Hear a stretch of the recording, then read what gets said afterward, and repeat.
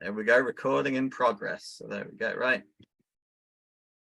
So good evening, my name's Andy from Gwent Wildlife Trust, and we've been asked to do this talk this evening. It's Dragonfly Week this week, and we've been asked by Living Levels Partnership to do a talk on dragonflies and damselflies of the Gwent levels. So I'll go through my talk.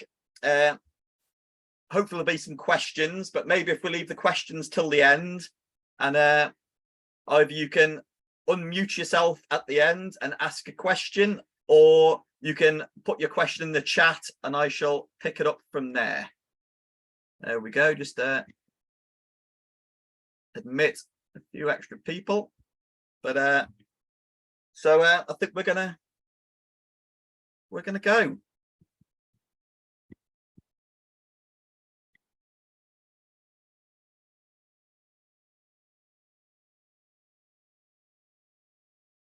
So just a little bit about, obviously we're going to talk about dragonflies and damselflies, but a little bit about the Gwent levels first. So they're a landscape of international significance covering over 5,000 hectares from Cardiff in the west to Chepstow in the east.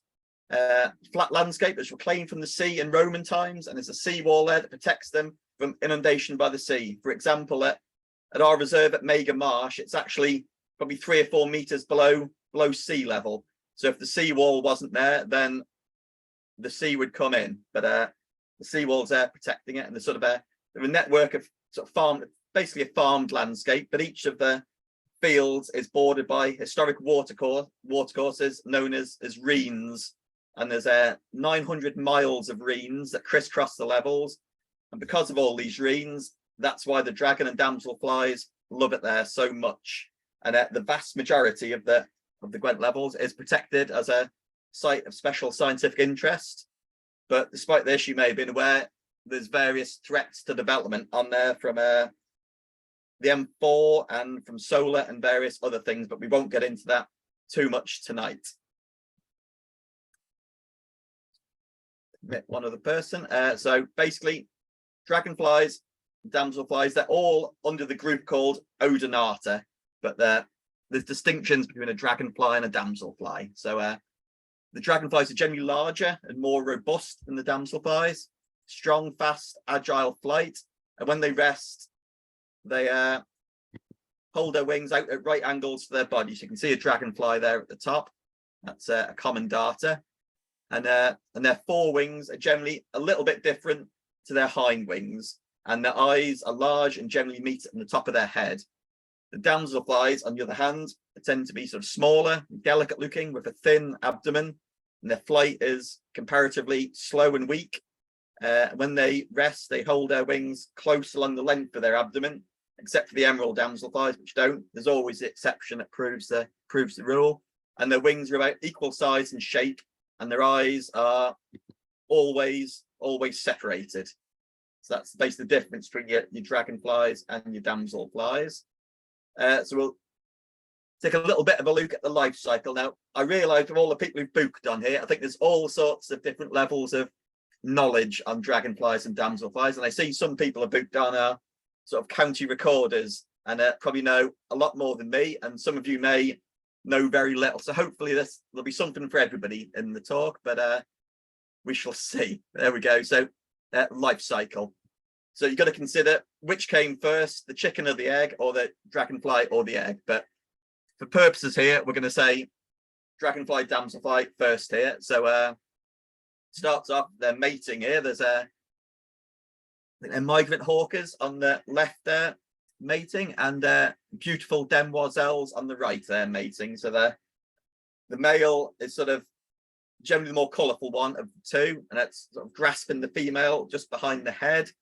And then they kind of loop around and have a bit of a hug and a kiss.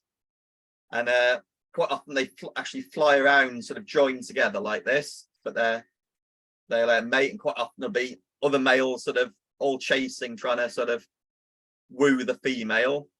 But once they're sort of settled like this, they'll mate, and then the female then will lay her eggs. So some of the dragonflies will fly along, and they'll actually won't even land, and they'll be sort of firing their eggs into the water, or just dipping their tails in and just dropping their eggs in the water. Other ones, like this female emperor here, sort of lands and she carefully puts her abdomen down into the water and lays her eggs. Other ones will actually climb entirely underwater to lay their eggs, and some of them have a sharp bit. They can actually cut open stems of reeds and rushes and actually put their eggs safely inside. Other ones will sort of press them into mud or moss or whatever. All sorts of different techniques, but basically the eggs need to make it into the water for the sort of larva to develop. So hopefully you can see there they have their sort of nymphs. This is a common darter nymph, common species of dragonfly. You can see it's in a sort of a muddy base through a pond there, and it's fantastically well camouflaged. Hopefully you can see it's basically two eyes and two little antennae there. It's facing towards the left. And there's other ones. These are quite fearsome ones. This is a larva of a broad-bodied chaser, another species of dragonfly, but these are sort of fearsome predators in the pond. And they'll catch tadpoles, small fish, and quite often maybe the dragonfly ones will actually catch damselfly nymph, or even smaller ones of their own kind. They're sort of ferocious, and depending on the species, they can maybe 1 year sort of in the water as a nymph, up to maybe 5 years, possibly like the emperor dragonflies take 5 years to actually grow and develop into a full-grown dragonfly to emerge. And here they are. The one on the left is just emerged. You can still see it's got bits of duckweed stuck to it, still wet, but when it feels the urge, clambers out of the water, and it'll find somewhere secure where it can climb up, and then it will split open its sort of body, and you can see on the right that's an emperor dragonfly that's emerged. So it kind of splits open its nymph, and it leaves behind called an exuviae. And the adult will emerge from there and straighten out its wings, dry off, and fly up. So you can see this is a large red damselfly there. You can see at the bottom is the nymph that's climbed out and attached itself to that stalk, and then it's burst out of its body, and then it's pulled itself a bit further up, and it's going to hang there and dry itself off. And they're called tenerals when they've just emerged like that. And generally, their colours are a bit muted, and generally their sort of wings are more shiny when they've just emerged as well. And quite often they'll do that maybe overnight or first thing in the morning. So quite often early in the morning, you can sort of, if you're down on the levels, you can look at the edge of the reens, and you may see sort of freshly emerged dragonflies and damselflies, and maybe find empty exuviae.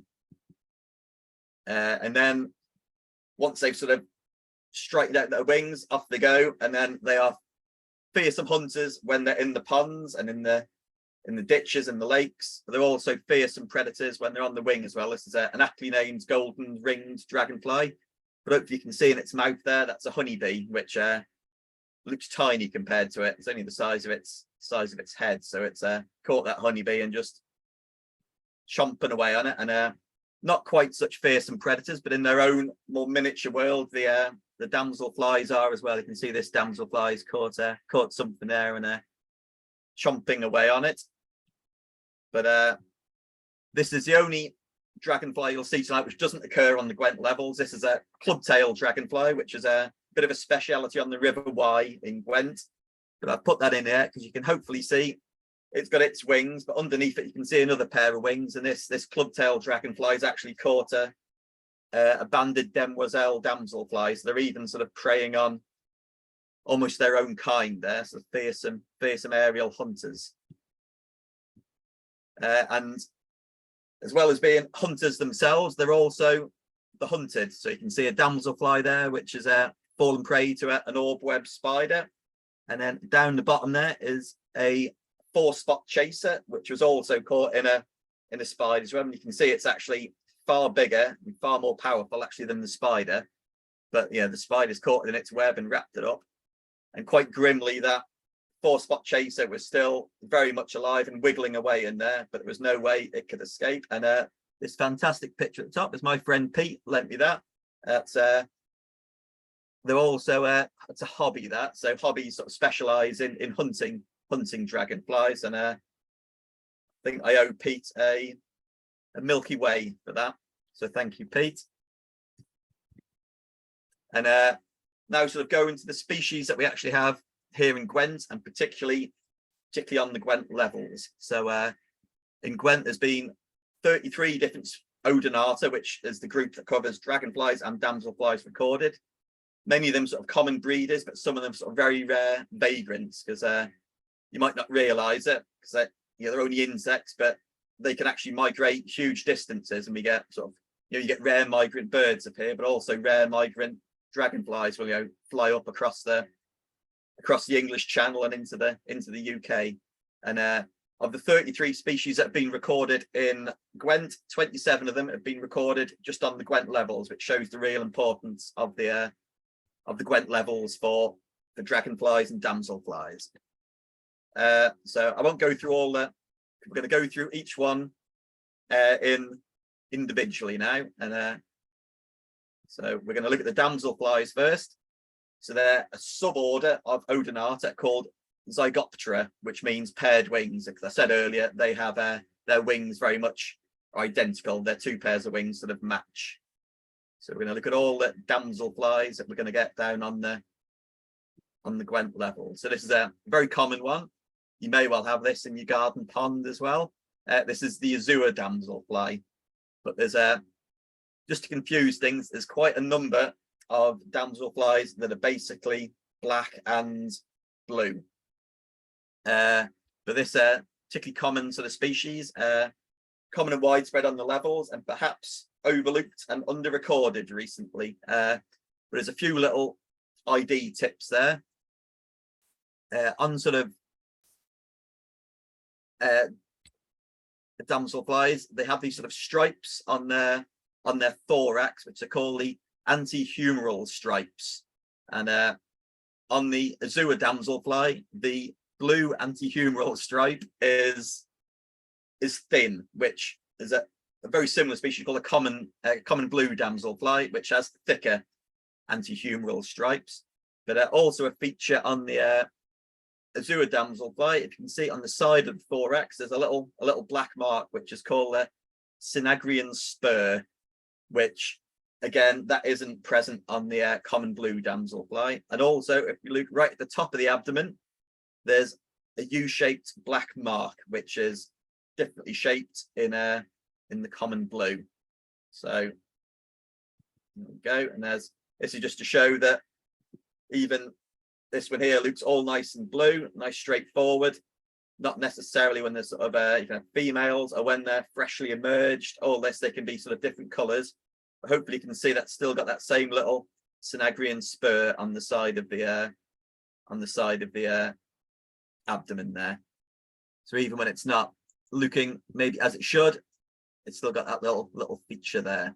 And then I mentioned the common blue damselfly. As you can see, it looks very similar to the azure, but it's got thicker blue antihumeral stripes, and instead of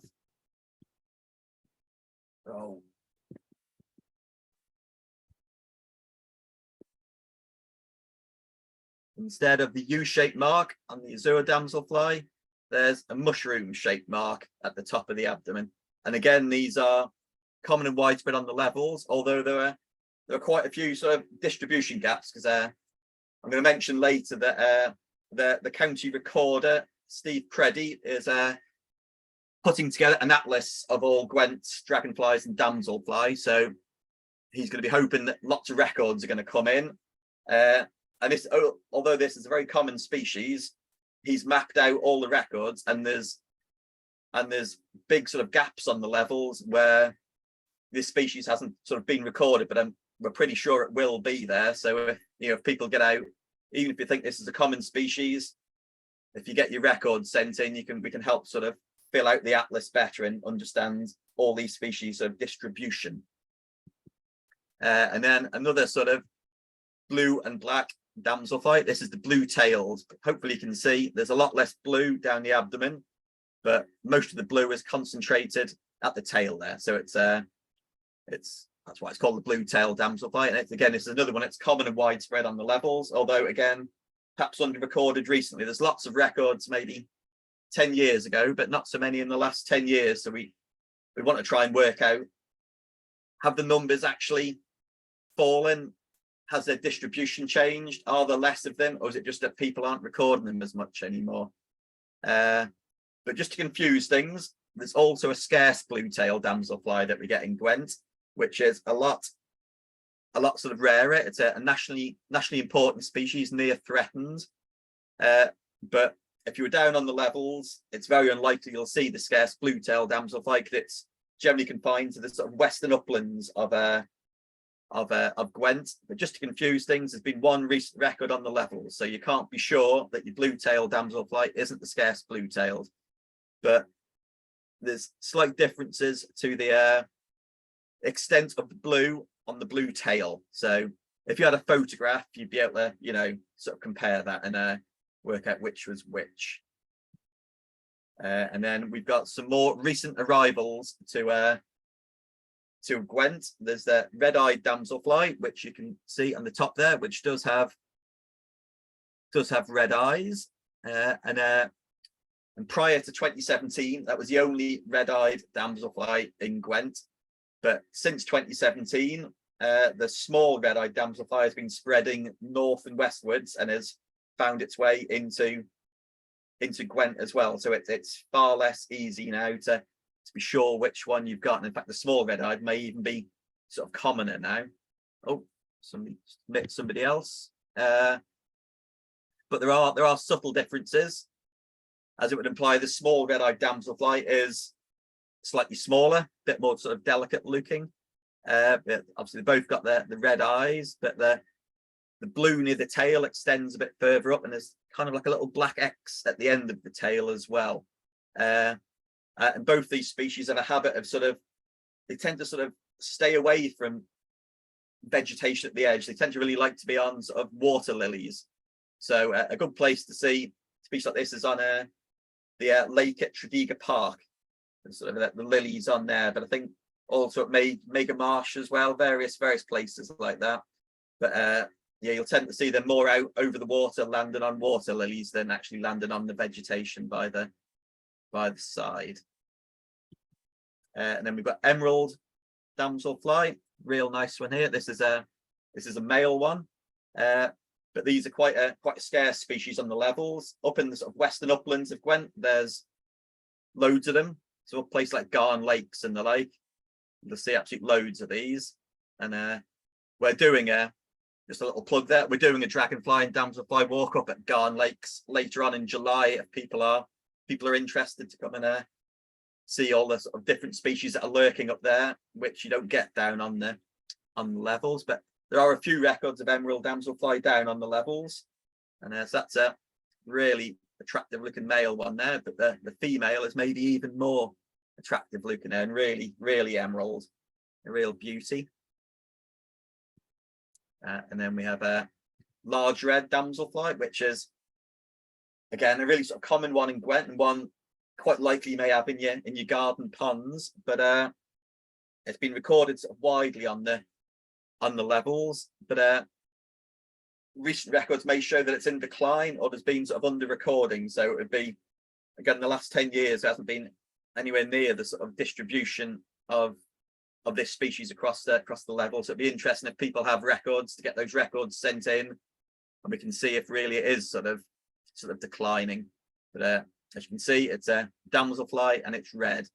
There is also a small red damselfly, again, just to confuse things, but that's only ever been recorded in Gwent once, and nowhere near the levels, and a long time ago. So really, if you see a red damselfly, it's almost certain to be a large red damselfly. And again, the small one is sort of smaller, but who knows? These things are lots of dragonfly and damselfly species are spreading north and sort of westwards with sort of climate change. So quite possibly, the small red one may become resident in Gwent in the future, just to confuse things. So that's a male one there, and that's the a female large red damselfly there. They tend to have a little bits more of bits of yellow on them, but again, both of them really pretty little damselflies. And then real beauty here, it's that banded demoiselle. So there's 2 demoiselle species. I assume demoiselle it's just French for damsel, so it's just basically a banded damselfly, but it sounds so much more exotic being a banded demoiselle. So if you walked probably along the River Usk and the River Wye at the moment, there's absolutely loads of these, and they sort of have a display flight that's really pretty, and the males are sort of flashing their banded wings. But of the 2 species, there's also a beautiful demoiselle. These prefer sort of slower moving water, so these are the ones you're far more likely to encounter on the Gwent levels. Obviously the Reens ditches are really slow moving, but yeah, real pretty one there.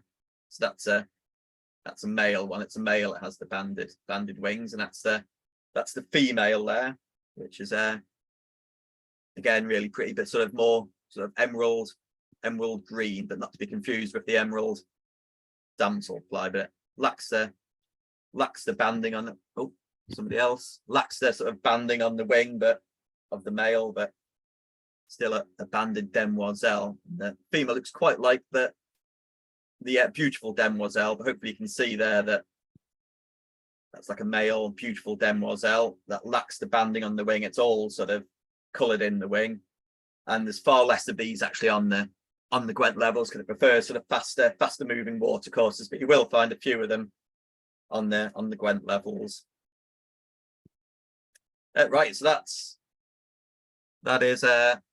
damselflies. In fact, it may be a good time now, if anybody's got any questions, it may be a good time for any questions, or they can wait till the end, or you may have no questions at all. There's nothing at all in the chat, but if anyone wants to unmute and ask a question, then please do so. But if not, I'm gonna crack on with the dragonflies. Oh, something in the chat. How do they locate their mate? Well, that's a good question. I'm not entirely sure I know the answer. The banded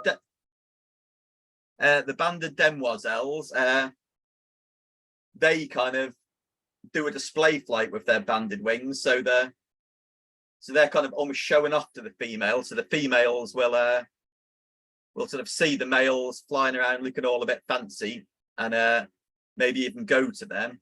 But generally the females probably spend more time resting up, and the males sort of go around searching for them. But in moths, for example, they give out pheromones, and the males home in on the pheromones. I don't think there's any kind of pheromones with sort of dragonflies and damselflies. So I think it's really they kind of go hunting, but I suppose they generally confine to wet areas for breeding. So if there was any of the Reens on the sort of Gwent levels, I think the males will be flying up and down, sort of patrolling their territory and looking for any females that may happen to come into their territory, and they're sort of battling with other males, like the emperor dragonflies. They have real sort of battles sort of to protect their little bit of territory, and then if any females sort of arrive there, they will then sort of mosey on over and probably say hello and try and impress them. That probably wasn't overly scientific, but thanks for the question. Andy, can I ask a question, please? Certainly can. Yeah, the thing I have difficulty with damselflies is the early stages when they're sort of different colours, really. There's one I'm trying to identify at the moment. I'm not sure. Basically, it's sort of like it's mauve coloured on the thorax with the thin antihumeral stripes, and the eyes are red. But I'm not sure if it's got red eyes, it'll only be one of two then, which is the two sort of red-eyed damselflies. Yeah. And then you may need to then sort of look at so the size of it, I suppose. Well, it's sort of red eyes at the top, which is not all red eyes. Right. And a couple of others. Is there anywhere that's like a book that has ID of There's a early really nice stages? book, which is, it's the one illustrated by Richard Lewington, which is a really nice book. But the British Dragonfly Society has a really good website as well, which it has each species laid out and then loads of different photographs of all the different sort of stages. But you're quite right, when they are freshly emerged, it does get confusing, and they're not quite as bright as they should be, and then obviously the males and females quite often look different. So when they're first out, and even when they get very old, they can get faded as well. Well, some are almost white, aren't they? Some are white. Almost. Yes, when they first come out, and quite often they move away from the water when they first sort of emerge, and you find them in maybe slightly different places as well. But generally takes, I think, 2, 3, 4 days before they get their sort of full colour, and then they're a bit easier to identify. But obviously that's something they don't hold still either. Right. So that probably hasn't helped. But if you've got a photograph, if you wanted to sort of email it my way or whatever, then I got plenty of photographs, Andy. I'm sorry you said that, mate. Sorry I said that. There's also some really good sort of ID apps at the moment. There's one I use called OBS Identify, sort of on your phone, which are really good, to be honest. Right. So that they sort of tell you a percentage accuracy kind of thing, and they are really good, and particularly for more well-studied groups like the Dragonflies and Damselflies. If you've got a half decent photograph, it'll point you in the right direction. Okay, that's great. But there's nothing quite the same as doing it yourself out of a book, to be honest. But I'm worried that all this technology is going to put me out of a job and other people. But to be honest, it's a real good sort of ID aid, I suppose. So yeah, right. There we go. Right. Okay, thanks a lot. Right. Do any vegetation or only carnivores? As far as I know, I think all species of dragonflies and damselflies are carnivores.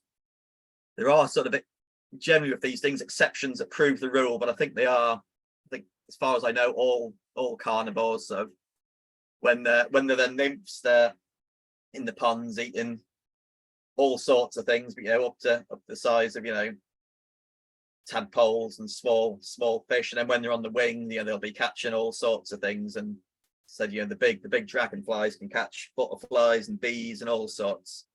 And someone's asked how long do they live for. So sort of as an adult, it can be only a matter of weeks. So none of them survive over the winter. So generally they'll emerge different species different times of the year, but maybe they'll survive a month, maybe a couple of months as an adult. But as larvae, some of them are a year sort of in the pond, and some of them up to 5 years sort of living as a larvae before they emerge. I guess the answer is anything up to about 5 years, I suppose, but most of it's hidden underwater, not looking their full magnificence. Righty-ho, thanks for the questions. I shall move on to the dragonflies. So these are generally a bit bigger, a bit more robust, and probably a bit more spectacular as well, because they really do zoom about. This is a broad-bodied chaser. Oh, one more question in the chat there. Let's see if someone's saying no sign of willow emerald in the Gwent area yet. So we saw the emerald damselfly there, but there is a species called willow emerald, which is again, I think, quite rapidly making its way across the UK. And as far as I know, no willow emerald has been seen in Gwent yet, but I think it's probably only a matter of time. So someone out there can be the person to get a first record for Gwent, which would be quite exciting. So if anyone wants to go out and try and find a willow emerald, then go for it. Right to go. So this is a broad-body chaser. So these are sort of widely recorded across the levels. These are generally sort of maybe come on the wing in perhaps even sort of late April sort of time. One of the earlier ones on the wing, and there's still probably some still flying about now. But this is a very sort of distinctly wide-bodied, hence their sort of name, broad-bodied chaser. This is a male there, and that's the female there. So you can see very different colour. Almost looks a bit sort of hornet or sort of wasp-like with that coloration.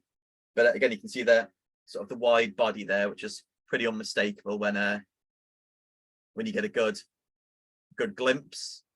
And then there's another sort of chaser here, which again fairly similar coloration to the broad body chaser, but you can see it as an altogether sort of narrower body, and it's a 4-spot chaser, so it's got the sort of four spots there on the wings.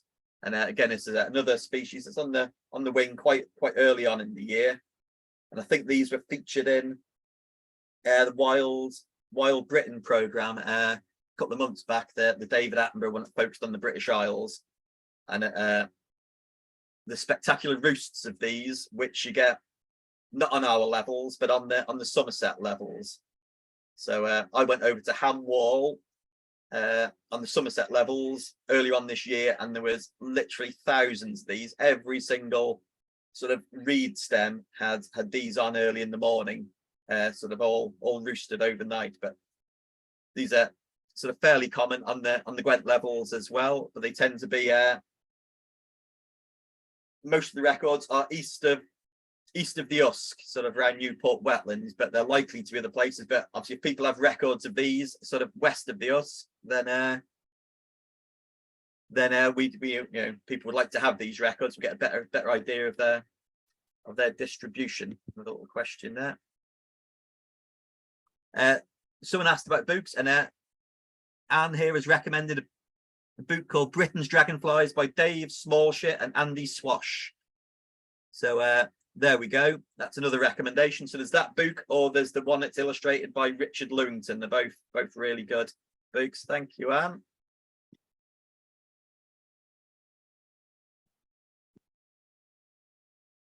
Right. Oh, there we go. Another dragonfly is a black-tailed skimmer. So this is again sort of a fairly sort of well distributed on the Gwent levels. These are certainly on the wing at the moment, sort of flying about. You can see a sort of similar coloration to the broad bodied chaser here, but altogether thinner. And if you can see, it's got this black tail to it as well. And these particularly like sort of basking on bits of bare earth and the like. So if you see a dragonfly sort of basking on some bare earth, maybe at the edge of a ravine down on the levels, it may well be that. And we do have another species of skimmer, which also occur here in Gwent, but that's the keeled skimmer. But they're in the sort of confined to the western uplands away from the levels. So if you see a skimmer down on the levels, it's almost definitely the black-tailed skimmer. So that's the male there, and we got a female there.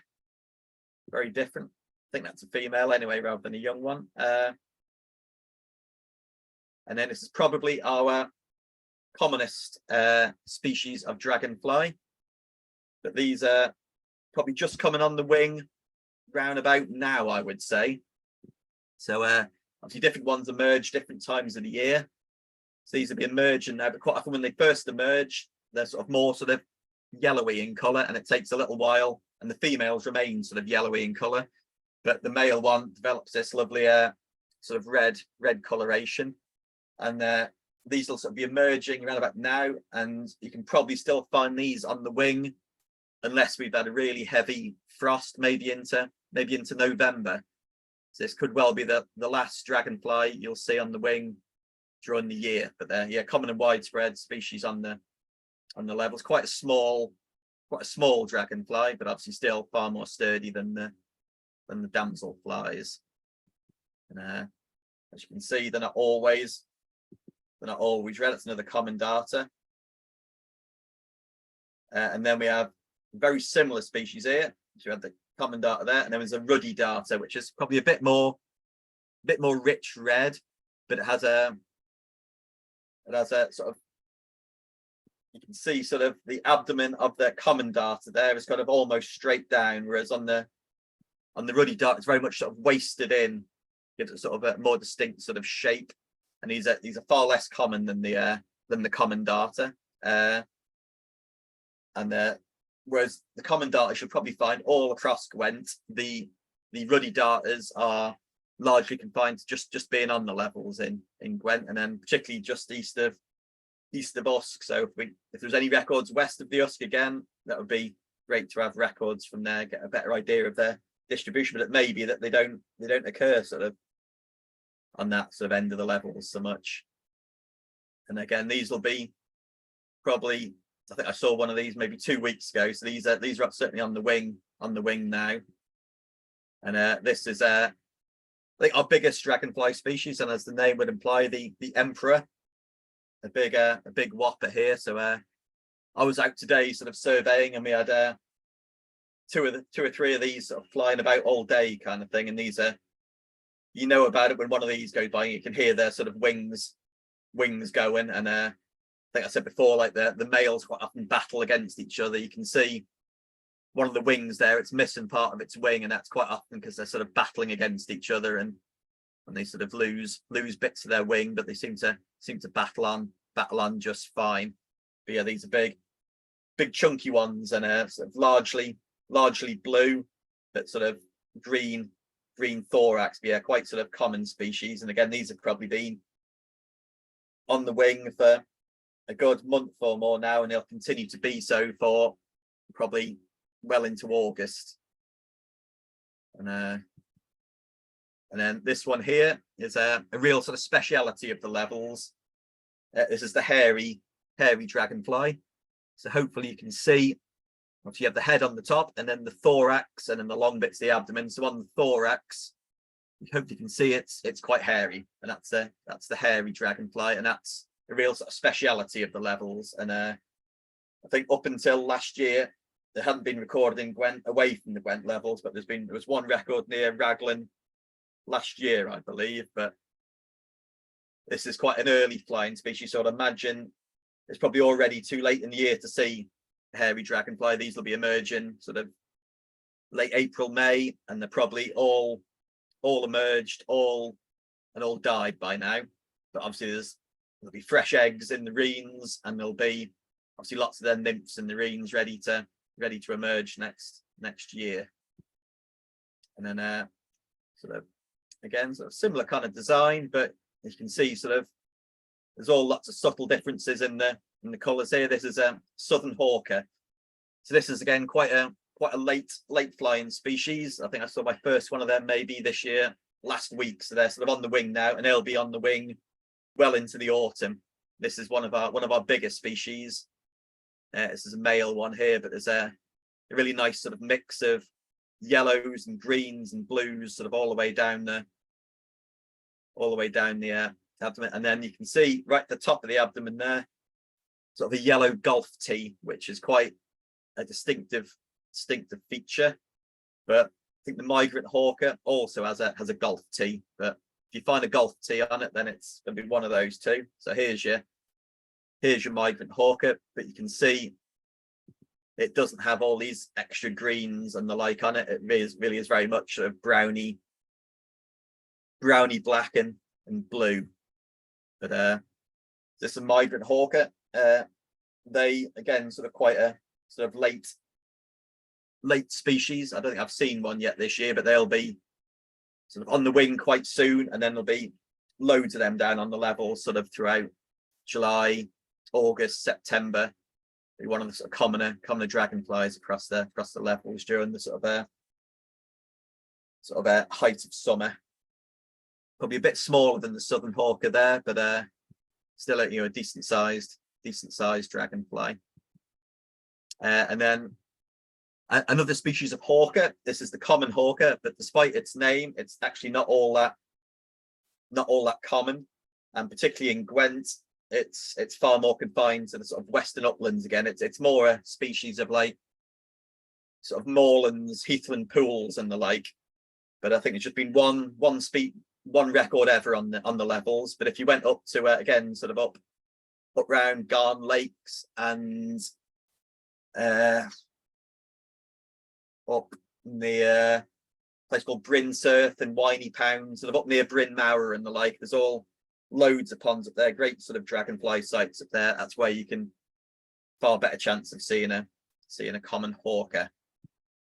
And then really nice one here, golden ring dragonfly. Again, this is another species which is far more common up in our sort of western uplands here in Gwent, but every year there's a few of them sort of wander down onto the Gwent levels. I had a few of these flying around me today as well, but that was up near Cumbraen. But again, probably not as big and as heavy as an emperor, but maybe actually in sort of dimensions quite possibly even bigger than the emperor, sort of wingspan and length. But a very, very sort of distinctive species there, sort of, you know, gold rings on a black body, and a sort of distinct big green eyes on it as well. Real beauties they are. And then we have one of our sort of, I said there's like some species sort of migrate in, and some of them are just starting to colonize the UK. So we've had a few of them down on the Gwent levels. There's a southern migrant hawker, there's a vagrant emperor, there's a yellow winged darter, a red veined darter, and a lesser emperor, which have all been recorded, I think maybe once or maybe twice on the Gwent levels. But these are sort of the ones that maybe get sort of twitches, if there are such thing as twitches of dragonflies and damselflies that would get them excited. And this one, this photograph here is a lesser emperor, which has only been recorded in Gwent 3 times, but the first of them was in 2006 on the Gwent levels.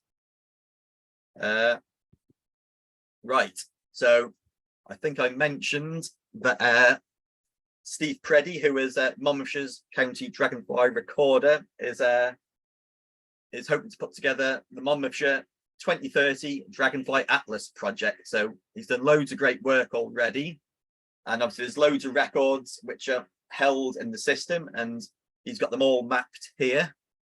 So you can see in the bottom left, this is every single species of dragonfly and damselfly, but you can see there's, obviously you can see all the way along the levels, there's lots of records, and all the way in the west of the county, particularly in the uplands, there's lots of records, but there's huge chunks of Monmouthshire with no records at all. So quite possibly you live in some of those areas or you visit those areas. So if you were able to get records in, we could get a far better picture of the dragonflies and damselflies across Gwent. And obviously if we know where they are, then collectively all the different sort of conservation organizations can sort of do better in sort of protecting them. So so records are needed basically. So you can send records into Subrec, which is South East Wales Biological Records Centre, or there's various, they also have SubRecord, so you can record things on your phone, on apps, and there's also iRecord.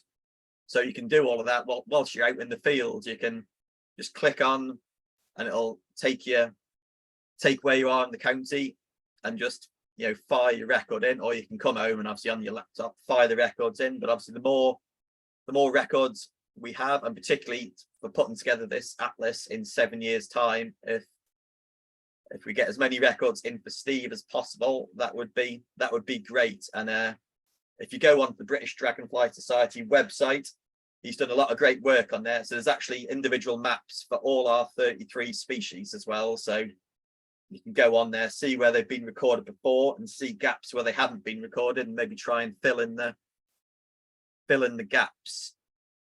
And there's one particular species that Steve's interested in, I think we're all interested in, is the variable damselfly, which I shall go on to next. So this is variable damselfly. As you can see, it looks very similar to a lot of the other blue and black damselflies we have. It's called variable for a reason, because it's sort of quite variable in its patterning. But I think I mentioned the anti-humeral stripes earlier. on the variable, generally those stripes are broken and sometimes almost look like an exclamation mark. So there's a long bit and then a little dot that looks like an exclamation mark. But to confuse things, I said the Azure damselfly has this Synagrian spur, but so does the variable. So it could easily be confused with the Azure. But if you look at the top of the thorax, it has a wine goblet shaped mark. It's perhaps also a slightly richer blue. But basically there's been various records for Gwent between 1981 and 2011, all from the Gwent levels, but no one's recorded one for 12 years. So it'd be good to know, are they still there? Because I think I mentioned one of the other species was a nationally important species. This is the second of the nationally important species we have on the Gwent levels. So if we don't know where they are, then there's very little we can do to protect them. So if you went on to Dragonfly Society website, you can see the map of where previous records were. So if people were keen, they could go out and try and see if it was still in these locations. But there's no reason why it couldn't be various places across the Gwent level. So I guess if you're out looking and there's lots of these small blue and black damselflies, if you can get some photographs, take a closer look, you may be able to help refine the variable damselfly in Gwent, which would be great. And I'm just going to do a little plug here. Obviously, we're Gwent Wildlife Trust. I'm sure lots of you people are members, or I did notice quite a lot of people who sort of signed up for this, people from all over the UK. So obviously you have your own wildlife trust. So if people could sign up to their local wildlife trust, and if you're in Gwent, then particularly Gwent Wildlife Trust, then that would be great. There's all details on our website and the like. And obviously it helps us care for our reserves, campaign against damage and development, which is particularly relevant to the Gwent levels, survey work, all our education work. So if anyone isn't a member and they'd like to be a member, then please do. And I think that is the end of the talk, but if anybody has any questions, then please do.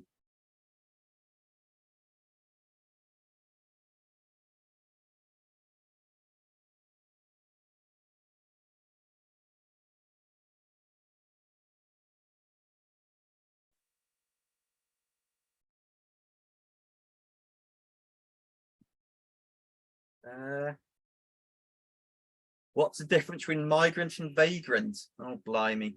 I wish I hadn't asked for questions.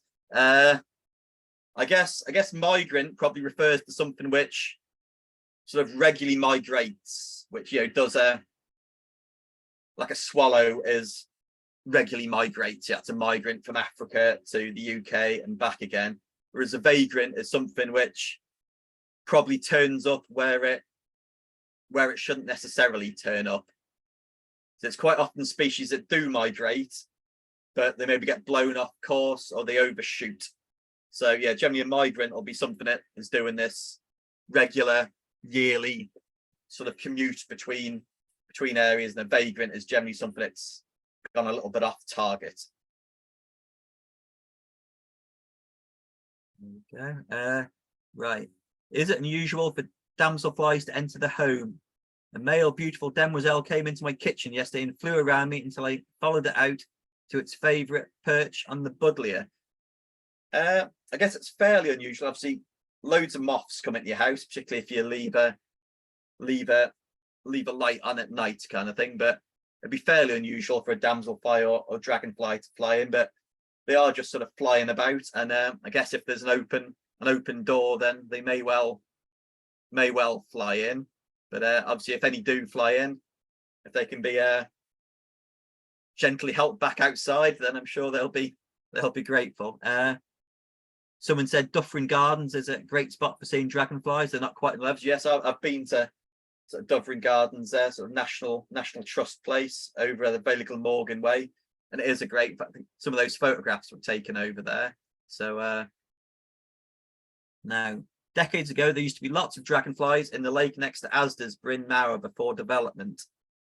Yeah, so up sort of that neck of the woods is a sort of fantastic area of Gwent for dragonflies, sort of up by Bryn Mawr. But some of these places have been lost to development, and indeed some of the places like Bryn Surf and Winey Pound are basically development plateaus that have been created, and on there sort of ponds have formed and the like. So so hopefully the areas that are best for dragonflies and damselflies up there will be kind of kept as sort of special areas for them. Are there any particular hotspots? Oh, blimey. Are there any particular hotspots on the levels for dragonflies, damselflies?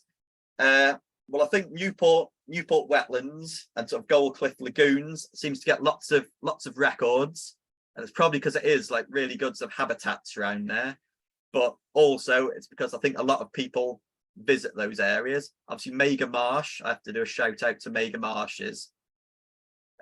Really good site. It's got the reeds, but also it's got the big sort of pond there as well, and another of our reserves, Great Traston Meadows, is good, but really, as I said, there's 900 miles of reens across the Gwent levels, so really anywhere. So it's probably good to go to these hotspots I've mentioned, but it'd be interesting if people went to areas that weren't quite the same hotspots and got records from there, and we got a better idea of their distribution. I'm a complete novice. This was patting into these beautiful creatures, some decent images too. Oh, there we go. Just a compliment, thank you very much. Is there any evidence that last year's drought has had any impact on larvae numbers? Is it too early to say yet? So I was certainly sort of concerned about that, because particularly down in various parts of the levels, like our big pond there at Mega Marsh just entirely dried up, as did like some of the reens outside our offices down there. And I was thinking, you know, it could be big trouble for some of the species, but as far as I've heard, there's been decent numbers seen. So I don't know whether they're able, I should look into this more, but whether, because even when it's kind of totally dried up, there'll still be some sort of damp mud, and whether they can, you know, go down the damp mud on the bottom and kind of sort of see it out until the next rains come in. I'm not entirely sure, but I suppose that is a really good question. I suppose we won't entirely know until maybe the end of the season, sort of, if any species have done better than others, and some have struggled, and some haven't. It's we shall see. But this is again why it's really important to have this sort of all these records coming in, because that's how we can make better assessments whether the weather one year has had an impact on sort of their numbers. Are there many dragonflies that hunt a long way from water? I see them on a hilltop meadow where there is no water at all. They certainly do. Certainly the bigger dragonflies will move a long way away from water, and quite a lot of the species, when they first emerge, they quite often move a significant distance away from water bodies for a few days before because they're not really ready to breed when they've just first become adults. When they're still tenerals, they move away and then they sort of return when it's time to breed. But I would imagine these ones on this hilltop meadow a long way away, particularly emperors, you'll see a long way away from water, and sort of southern hawkers. So it may well have been them. There we go. Nice compliment from somebody, thank you. And I think we've got one more minute, but oh, there we go. A golden ring dragonfly flew into my garden to the small wallach pond near Abergavenny Bog Canal. Marvelous. Now, if you could send that record in, that would be superb. So that can either be done if you go onto Subrec's website, onto Subrecord, or there's iRecord, or various other sort of things. But again, if you could send that record in, then they all get collated in kind of a central area, and then people can pull the records out, make the maps, and then people can plan how best to conserve all these species. Do larvae of the same species always emerge at the same length of time, e.g. after 1, 2 or 3 years? Now, I'm not entirely sure on this, but I'm pretty sure that they can vary it up a bit, because and that's quite a good survival strategy, that maybe if there's been poor feeding or it's not great weather, that some species that maybe generally come out after 2 years, maybe some of them will actually stay in the water for 3 years, and it just sort of, I guess it sort of avoids putting all your eggs in one basket. I think tadpoles can do the same as well. You may sometimes see you've had all the tadpoles in the pond and lots of them all emerge as frogs, and then you'll look in your pond and some of them just haven't even developed any legs. And I think that's sort of, so they don't all emerge in one go and then some disaster happens, so there's always some for next year.